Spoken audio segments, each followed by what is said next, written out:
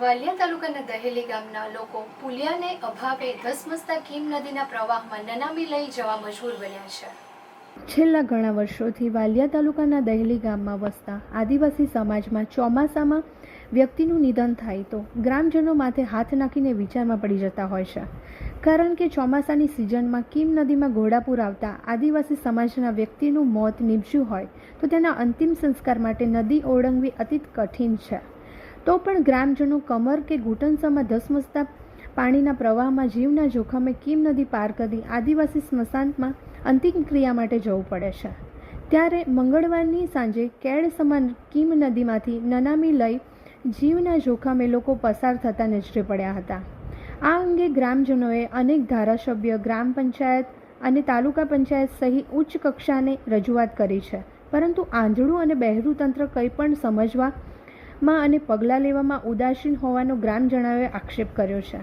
ત્યારે વહેલી તકે અંતિમ સંસ્કાર માટે લોકો નનામી લઈને જઈ શકે એટલું નાડું બનાવી આપે તેવી માંગ કરવામાં આવી છે। અમારે અહીંયા આદિવાસી સમાજમાં કોઈ પણ મૃત્યુ થાય ને તો અમારે એમને લઈ જવા માટે અમારું સ્મશાન દહેલીના કીમ નદીની પેલી પાર આવેલું છે। તો અમારા વસાવા સમાજનો અહીંયા બહુ મોટો સમૂહ છે।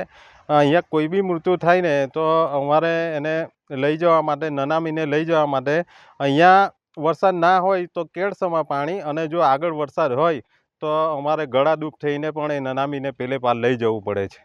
આવી તકલીફો અમારે વર્ષોથી ચાલી આવે છે અને અમે આગળ પણ રજૂઆત કરી છે, પણ હાલ એનો કોઈ નિકાલ થયો નથી। તો અમારે તંત્રને એટલું કહેવા માંગીએ છીએ કે કોઈ થોડું એવું બજેટથી એને પેલે પાર અમારા સમાજના નનામી લઈ જઈ શકે એવી કોઈ વ્યવસ્થા કરી આપે તો એમનો ખૂબ આભાર। પારસી ફર્યું, ટીંબા ફર્યું અને પીઠોરમાં કોઈ બી મૈત થાય તો અમારે સ્મશાન છે નદીની પાર છે, પેલી બાજુ કીમ નદીની પાર।